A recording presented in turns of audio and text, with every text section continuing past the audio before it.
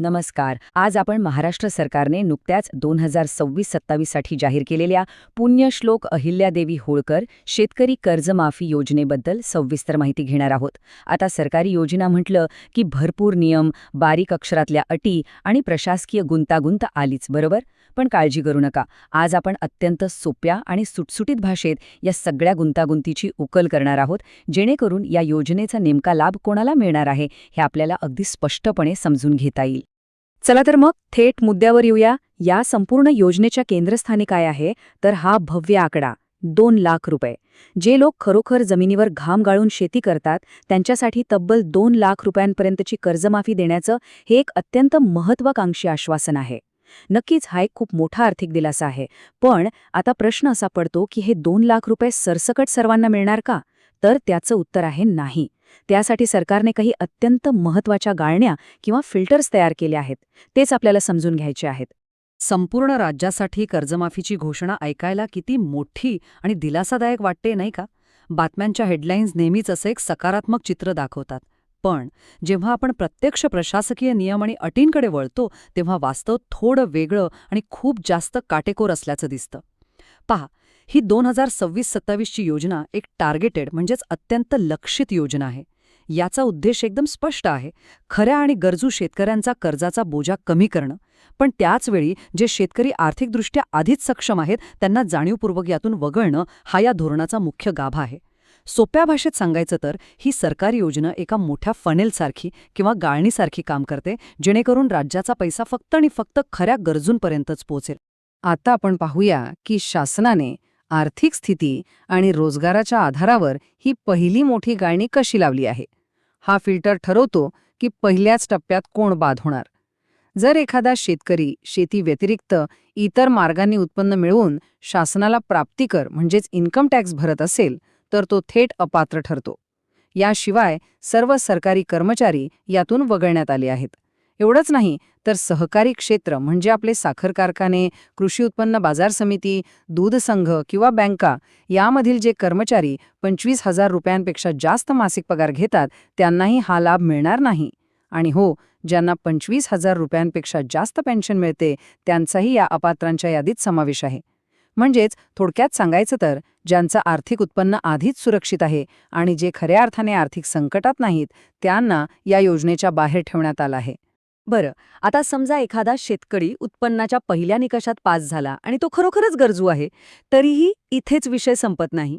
त्याने घेतलेलं कर्ज नक्की कोणत्या प्रकारचं आहे, इथून त्याची अत्यंत कडक छाननी होते. आणि ही स्लाईड अगदी उत्तम प्रकारे स्पष्ट करते की कोणतं कर्ज माफ होईल आणि कोणतं नाही. पात्र कर्जांमध्ये फक्त पीक कर्ज आणि पुनर्रचित पीक कर्ज ग्राह्य धरलं जाईल, जे राष्ट्रीयकृत बँक, जिल्हा मध्यवर्ती बँक किंवा ग्रामीण बँकांसारख्या अधिकृत संस्थांकडून घेतलेलं असेल. दुसरीकडे असंघटित क्षेत्रातील कर्ज पूर्णपणे अपात्र आहे. म्हणजे काय तर खासगी सावकार किंवा आडत व्यापारी यांच्याकडून घेतलेलं कर्ज माफ होणार नाही. तसेच ट्रॅक्टर खरेदी, वाहन खरेदी किंवा वैयक्तिक कारणासाठी घेतलेलं कर्ज या योजनेत बसत नाही. सरकारचा फोकस अगदी क्लिअर आहे. फक्त संस्थात्मक आणि शेतीच्या पिकासाठी घेतलेलं कर्जच यात विचारात घेतलं जाईल. आता ही मुदत किंवा टाईमलाईन नीट लक्षात घ्या. 30 सप्टेंबर 2025 ही थकीत कर्जासाठीची अत्यंत कडक आणि अंतिम कट ऑफ तारीख आहे. या तारखेला खूप महत्त्व आहे.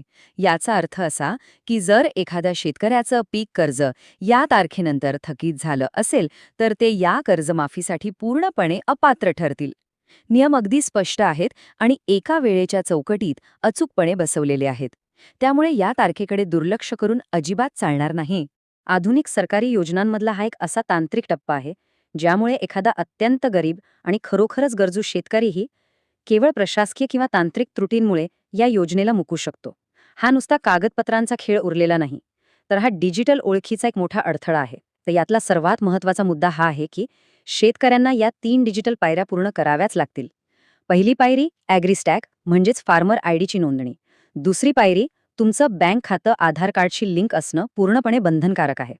आणि तिसरी पायरी ई-केवायसी म्हणजेच ई-केवायसी यशस्वीरित्या पूर्ण करणं. यापैकी एकही पायरी जर पूर्ण झाली नाही तर तांत्रिकदृष्ट्या अपात्र ठरवलं जाऊ शकतं किंवा मंजूर झालेले पैसेही अडकू शकतात. हे सर्व डिजिटल नियम आता सक्तीचे झाले आहेत, ज्यांना काहीही पर्याय नाही. आत्तापर्यंत आपण जे काही कडक फिल्टर्स पाहिले, उत्पन्नाचा निकष, कर्जाचा प्रकार, मुदत आणि तांत्रिक अटी या सर्वांमागे सरकारचा व्यापक प्रशासकीय दृष्टिकोन काय आहे हे आपल्याला यातून समजून घेता येतं. आता या स्लाइडमधली सर्वात रंजक गोष्ट म्हणजे हे शासनाच्या मूळ दस्तऐवजातला थेट वाक्य आहे. थोडक्यात केवळ गरजू आणि प्रत्यक्ष शेती करणाऱ्या शेतकऱ्यांचा पीक कर्जाचा बोझा कमी करण्यासाठी ही योजना आहे. जे आर्थिकदृष्ट्या आधीच सक्षम आहेत त्यांना यातून वगळण्यात आले आहे. इथे कोणताही राजकीय अभिनिवेश नाही, तर हे केवळ या धोरणाचं मूळ उद्दिष्ट आहे सरकारला या योजनेचा फायदा अत्यंत अचूकपणे आणि फक्त खऱ्या अर्थाने संकटात असलेल्या शेतकऱ्यांपर्यंतच पोहोचवायचा आहे. पण हे सगळं ऐकल्यानंतर आणि या कडक अटी पाहिल्यानंतर शेवटी एक अत्यंत महत्त्वाचा आणि विचार करायला लावणारा प्रश्न उभा राहतो. या अनिवार्य डिजिटल अटींमुळे ज्यांना या योजनेची खरोखर सर्वात जास्त गरज आहे असेच वंचित शेतकरी चुकून यातून वगळले जातील का? ग्रामीण भागातील डिजिटल साक्षरता आणि इंटरनेटसारख्या पायाभूत सुविधांचा विचार करता हा प्रश्न नक्कीच कळीचा ठरणार आहे. योजना तर मोठी आहे, पण तिची अंमलबजावणी खऱ्या लाभार्थ्यांपर्यंत पोहोचेल का? हा एक असा प्रश्न आहे ज्यावर आपण सर्वांनी गांभीर्याने विचार करणं गरजेचं आहे. आजच्या या विश्लेषणात आपण इथेच थांबूया. माहितीपूर्ण व महत्त्वाचा व्हिडिओ आहे. तुमच्या ग्रुपवर, शेतकरी ग्रुपवर, व्हॉट्सअपवर नक्की शेअर करा. धन्यवाद.